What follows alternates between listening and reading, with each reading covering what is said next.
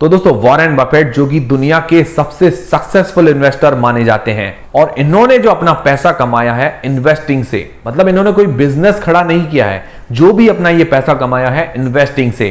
और इनकी सक्सेस का अंदाजा आप इस बात से लगा सकते हैं कि दुनिया की जो टॉप रिचेस्ट पर्सन है, मतलब जो दुनिया के अंदर जो अमीरों की लिस्ट होती है, बिलियनरी की लिस्ट होती है, उसके अंदर वॉरेन बफेट का 5वां नंबर आता है। मतलब वर्ल्ड के 5वें सबसे अमीर आदमी वॉरेन बफेट है। और इनकी नेटवर्थ का अंदाजा आप इस बात से लगा सकते हैं, जो हमारे इंडिया के सबसे अमीर आदमी है मुकेश अंबानी, उनका वर्ल्ड के रिचेस्ट पर्सन के अंदर 9वां नंबर आता है, मतलब 9th पोजीशन के अंदर है मुकेश अंबानी। और गौतम अदानी जो एक वक्त पर 2nd पोजीशन पर थे, मतलब रिचेस्ट पर्सन के अंदर, अभी उनका 24वां नंबर है। उनसे भी कहीं आगे है वॉरेन बफेट। हालांकि देखा जाए तो मुकेश अंबानी और गौतम अदानी, इनके पास अपने अपने बहुत सारे बिजनेस है जहां से वो अपना पैसा जनरेट करते हैं, पर जो वॉरेन बफेट है वो सबसे ज्यादा तो पैसा जनरेट करते हैं इन्वेस्टिंग से। तो वॉरेन बफेट ने जो इतना सारा पैसा कमाया है सिर्फ इन्वेस्टिंग से।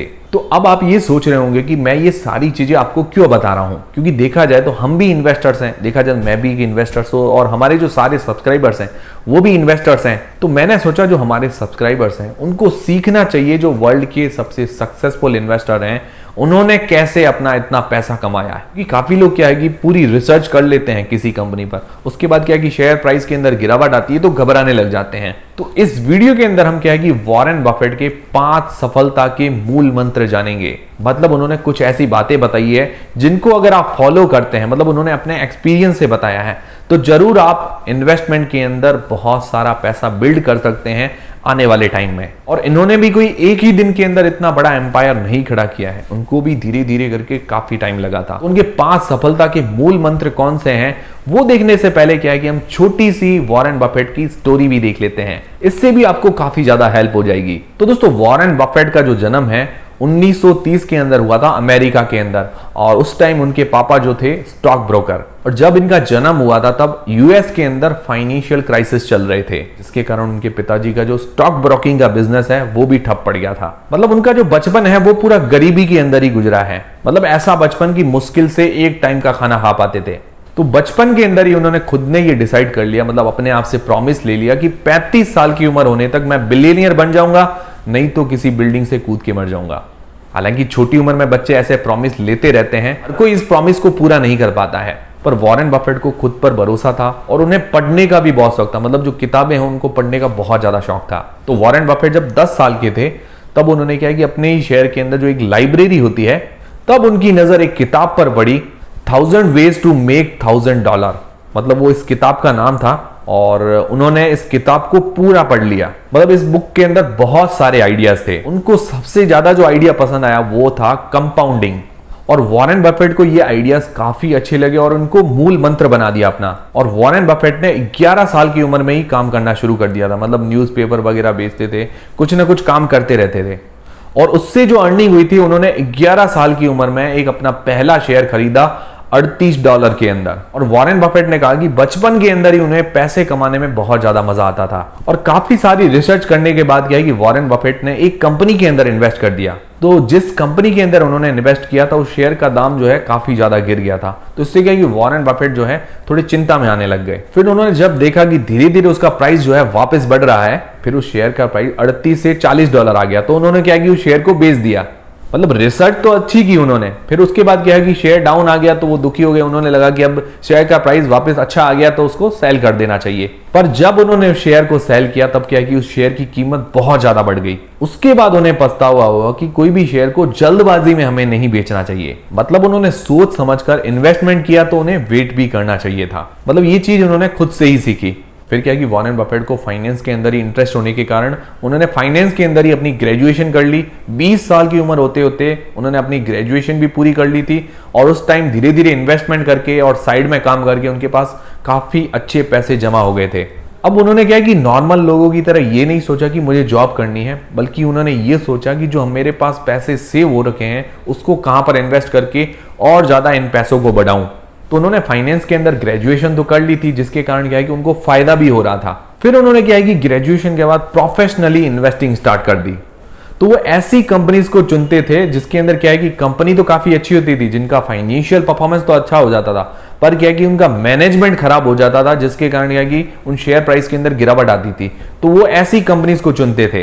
तो ये आइडिया उनका काफी ज्यादा काम कर गया और उन्होंने काफी ज्यादा अपने पैसे बनाए इस आइडिया से। फिर उनकी मुलाकात हुई बेंजामिन ग्राहम से, जो उनके गुरु भी माने जाते हैं। उन्होंने बताया कि ये जो तुम कर रहे हो, जो खराब मैनेजमेंट वाली कंपनीज हैं उनको सेलेक्ट करते हो, ये तो अच्छी बात है, पर तुम्हें ऐसी कंपनीज चुननी चाहिए जो कंपनी वाकई में अच्छी हो और अपने कस्टमर्स को भी बहुत अच्छी सर्विस देती हो। तो इससे क्या है कि तुम बहुत ज्यादा प्रॉफिट कमा पाओगे। वॉरेन बफेट ने बेंजामिन ग्राहम की बात को फॉलो किया और इससे काफी ज्यादा पैसे भी कमाए। और इन्होंने इस टेक्निक को यूज करते हुए बर्कशायर हैथवे के अंदर धीरे धीरे करके इन्वेस्टमेंट करना स्टार्ट किया। अभी जो बर्कशायर हैथवे, जिस कंपनी के मालिक माने जाते हैं वॉरेन बफेट, पहले उसके अंदर इन्वेस्टर थे। धीरे धीरे करके बर्कशायर हैथवे की बहुत अच्छी ग्रोथ होने लगी और वॉरेन बफेट को भी बहुत जबरदस्त प्रॉफिट होने लगा। और धीरे धीरे करके क्या है कि वॉरेन बफेट भी बर्कशायर हैथवे के अंदर अपना इन्वेस्टमेंट बढ़ाते गए और आज बर्कशायर हैथवे के वो सीईओ हैं और 30 साल होने तक वो मिलेनियर भी बन गए थे। मतलब जो इन्होंने बचपन में अपने आप से वादा किया था वो 30 साल तक की उम्र के अंदर उन्होंने पूरा कर लिया था। तो ये इनकी छोटी सी स्टोरी है। अब इनकी सफलता के 5 ऐसे मंत्र कौन से हैं जो आपके बहुत ज्यादा काम आ सकते हैं। हालांकि जरूरी नहीं है कि जो 5 मंत्र है आपको आंख बंद करके फॉलो ही करना है, मतलब जिस हिसाब से जिस कंडीशन में उनकी जरूरत लगे तो हमें उनको फॉलो करना चाहिए। तो उनका पहला जो मंत्र है कि आप किसी भी शेयर को अगर आप 10 साल तक नहीं रख सकते हैं तो हमें उस शेयर के बारे में 10 मिनट भी नहीं सोचना चाहिए। मतलब उनका कहना है कि आप किसी भी कंपनी के अंदर इन्वेस्ट करो तो आप वैल्यू इन्वेस्टर बनो और लॉन्ग टर्म के लिए किसी भी शेयर को रखने की सोचो। इससे क्या है कि आपको लॉन्ग टर्म में काफी अच्छा फायदा होगा। मतलब आपने किसी भी कंपनी की अच्छी रिसर्च की, आपको पता है कि कंपनी अच्छी है, तो उसके अंदर लॉन्ग टर्म में जाने की सोचो। और हालांकि मुझे ये लगता है कि हर शेयर के अंदर हम इसको फॉलो नहीं कर सकते हैं, क्योंकि कभी कभार क्या है कि न्यूज बेसिस कोई शेयर आ जाते हैं, मतलब किसी भी शेयर के अंदर अच्छी न्यूज आ जाती है तो शॉर्ट टर्म के अंदर वो अच्छा प्रॉफिट दे देता है। तो हमें ऐसा भी फायदा उठाना चाहिए कभी कभी। जरूरी नहीं है कि हमें हर शेयर के साथ लॉन्ग टर्म में जाना है, किसी किसी शेयर के साथ हम लॉन्ग टर्म में जा सकते हैं। मतलब उनके मैं मूल मंत्र भी बता रहा हूं, साथ में एक्सप्लेनेशन भी दे रहा हूं, ताकि क्या है कि सारी चीजें क्लियर होती रहे। फिर दोस्तों दूसरा उनका मूल मंत्र ये है कि बाजार के अंदर, मतलब मार्केट के अंदर जब भी गिरावट आती है तब हमें डरना नहीं चाहिए, बल्कि और ज्यादा लालची बन जाना चाहिए। मतलब क्या है कि जब भी गिरावट आती है तब क्या है कि अच्छी अच्छी कंपनीज के शेयर जो है डाउन हो जाते हैं, तब क्या है कि इन्वेस्टमेंट का एक बहुत बढ़िया मौका होता है। तब क्या है कि लोग डर रहे होते हैं, उस समय हमें ज्यादा लालची बनना चाहिए, लालची बन के शेयर खरीदने चाहिए। और जब क्या है कि सब लोग लालच कर रहे होते हैं, मतलब जब भी क्या होता है कि शेयर प्राइस एकदम से चढ़ने लगता है, तब क्या है कि लोग क्या है कि और ज्यादा खरीदने की सोचते हैं और ज्यादा लालच आ जाता है। जब क्या है कि लोग लालच कर रहे होते हैं तब हमें सतर्क हो जाना चाहिए, तब हमें क्या है कि कोई भी खरीदारी नहीं करनी चाहिए। शेयर के अंदर जो तेजी आ रही है उसका आनंद लेना चाहिए। तो ये भी सही बात है कि गिरावट जब भी आती है तो अच्छी कंपनीज में इन्वेस्टमेंट करने का एक मौका होता है। और इनकी सफलता का तीसरा मूल मंत्र ये है कि जो खर्च करने के बाद हमारे पास सेविंग हुई है उसको मत बचाइए, बल्कि आपको ये करना चाहिए कि जो सेविंग के बाद हमारे पास पैसा बचा है उसको हमें खर्च करना चाहिए। थोड़ा आपको कंफ्यूजिंग लग रहा होगा, तो इसका मतलब ये है कि जो भी हम पैसा कमाते हैं, मान लो 100 रुपए कमाते हैं, तो हमें क्या है कि पहले सेविंग करने के बारे में सोचना चाहिए कि प्रॉपरली हमें कहां कहां सेव करना है। तो हमने अपना सेव कर लिया, अपना खर्चा निकाल दिया, मतलब जो घरेलू खर्चा होता है वो निकाल दिया, उसके बाद सेविंग हमारी कर ली, उसके बाद हमारे पास जो एक्स्ट्रा पैसे बचते हैं उसको हमें खर्च करना चाहिए। बल्कि लोग क्या करते हैं, जब भी सैलरी वगैरह आती है तो पहले खर्च करने के तरीके सोचते हैं, मतलब हमें कहां कहां खर्च करने हैं, फिर उसके बाद क्या है कि उनके हाथ में जो भी बचता है उसकी वो सेविंग करते हैं। तो इसी का मतलब यही है कि जो खर्च करने के बाद पैसा बचता है उसको नहीं बचाना चाहिए, बल्कि सेविंग करने के बाद जो पैसा बचता है उसको हमें खर्च करना चाहिए। तो इसका मतलब आपको समझ में आ गया होगा। फिर चौथा मूल मंत्र उन्होंने ये बताया कि जो इन्वेस्टमेंट हमें करना चाहिए वो लॉन्ग टर्म के लिए इन्वेस्टमेंट करना चाहिए और शॉर्ट टर्म इन्वेस्टमेंट से बचना चाहिए। मतलब ये वॉरेन बफेट एक इन्वेस्टर के तौर पर कह रहे हैं। ये बात तो सही है कि कुछ अच्छी कंपनीज होती है, मतलब क्वालिटी कंपनीज होती है, उनके साथ हमें लॉन्ग टर्म में बने रहना चाहिए। पर हर कंपनी पर ये साबित नहीं होता है, क्योंकि मैंने आपको बताया कि न्यूज बेसिस भी कुछ शेयर होते हैं, कुछ शेयर्स के अंदर शॉर्ट टर्म के अंदर तेजी आती है, तो उस समय हमें शॉर्ट टर्म के अंदर भी इन्वेस्टमेंट करना पड़ता है। पर ये चीज अच्छी है कि जो अच्छी कंपनीज है, मतलब वैल्यूएबल कंपनीज है, उनके साथ अगर हम लॉन्ग टर्म में बने रहते हैं तो बहुत अच्छा पैसा ग्रो हो सकता है। फिर पांचवा उनका मूल मंत्र यह है कि उतना ही हमें रिस्क लेना चाहिए जितना हम उठा सकते हैं। मान लो हमारी जो इनकम है वो है 1 लाख रुपए, तो हमारी 1 लाख रुपए जो इनकम है उसके अंदर हमें अपना घर भी चलाना है, सेविंग भी करनी है, इन्वेस्टमेंट भी करना है, तो उसको क्या है कि हमें प्रॉपर मैनेज करना पड़ेगा। जैसे मान लो हमारी 1 लाख रुपए इनकम है तो 30-40 हजार के अंदर हमारा जो घर खर्च है वो निकल गया, 20,000 30,000 रुपए हमने सेविंग कर ली है, मान लो 30,000 रुपए हमने घर खर्च के लिए निकाल दिया, 30,000 की सेविंग कर ली, पीछे 40,000 वो बचते हैं, उसको हम क्या है कि इन्वेस्टमेंट करते हैं।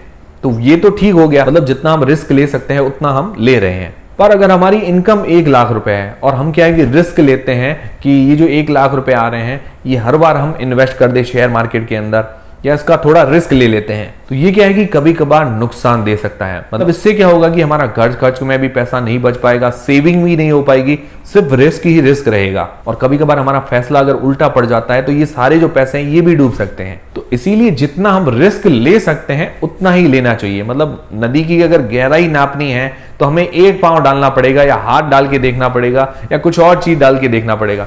ऐसा नहीं है कि हम दोनों ही पांव अंदर डालकर उस नदी के अंदर उतर जाएं।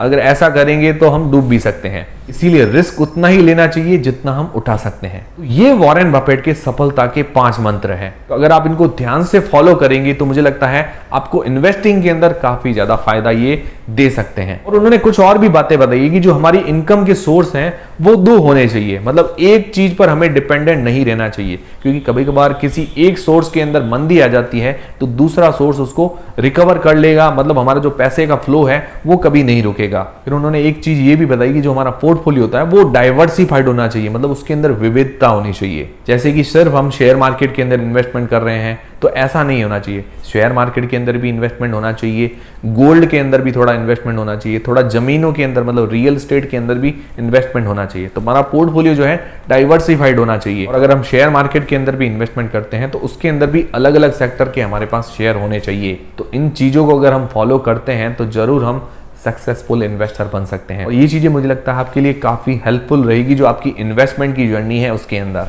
उम्मीद करता हूं जो हमारा वॉरेन बफेट पे वीडियो है आपको काफी ज्यादा पसंद आया होगा और आपके लिए काफी हेल्पफुल भी रहा होगा। अगर हेल्पफुल रहा है तो मुझे कमेंट करके जरूर बताइएगा। और भी दोस्तों ऐसे काफी सारी जानकारी रिलेटेड वीडियोस हमारे चैनल पर आपको मिलते रहेंगे। और भी किसी व्यक्ति के बारे में अगर आप ज्यादा जानना चाहते हैं तो मुझे कमेंट करके जरूर बताइएगा, उस पर भी हम वीडियोस जरूर बनाएंगे। और दोस्तों टेलीग्राम, इंस्टाग्राम और फ्री में डीमेट अकाउंट सबकी लिंक आपको डिस्क्रिप्शन के अंदर मिल जाएगी। मिलते हैं दोस्तों अगले वीडियो के अंदर।